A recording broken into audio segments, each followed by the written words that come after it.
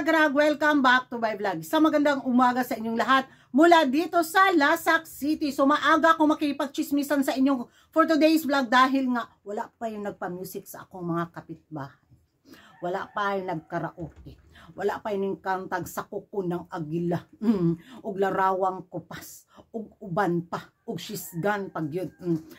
At ito na nga mga karag-karag, ang mga pa-eksena chismis galore na pinag-uusapan ng mga active na mga chismosa sa social media na kung saan di ba nag-trending din ang pins last week dahil nga doon sa isang senior citizen na sasabak sa palokal na pageant para sa Miss Universe Philippines 2024 na kung saan umabot talaga yun sa mga taga-takos na mga pages mga karag-karag na kung saan din nilait din nila ng todo si Madam, di ba?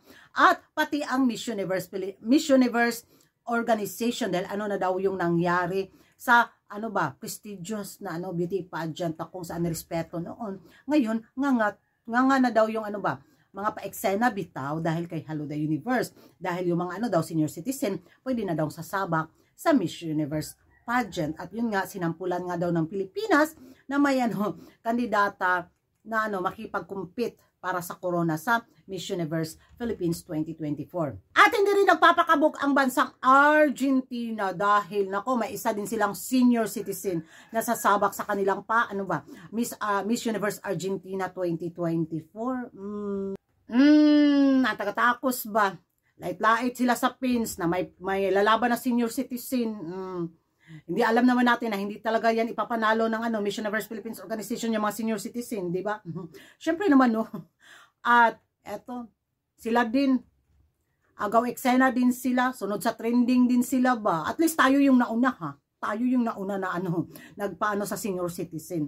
Dahil sa bansa nila din, sa bansang Argentina, may sasabak din na isang senior citizen. Pero hindi rin basta-basta yung pa-background, eksena galore niya sa kanya, bitang profile mga karag-karag.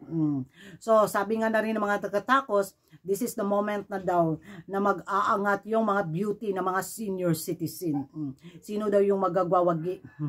Kung sakaling ipapadala daw ng pins yung senior citizen natin at kung ipapadala daw ng Argentina yung senior citizen natin. So kung ako na lang sa mga bansa puro na lang kaya senior citizen yung ipapadala. 'Di ba? Para ano ba? Para wala jud nga nagyud si Hello the Universe, 'di ba? Nasubrahan naman. Nasubrahan na jud para sa akin na parang ay anyari. 'Di ba nasubrahan na sa pagka-open ang Miss Universe pageant, 'di ba? Parang nawala na talaga yung niya, kinang niya. Lalo na ngayon kung mangyayari talaga na labanan na ng mga senior citizen, mga transgender woman, wala na. Tamang pageant naman sana sa mga ganito, di ba? Ng mga edad.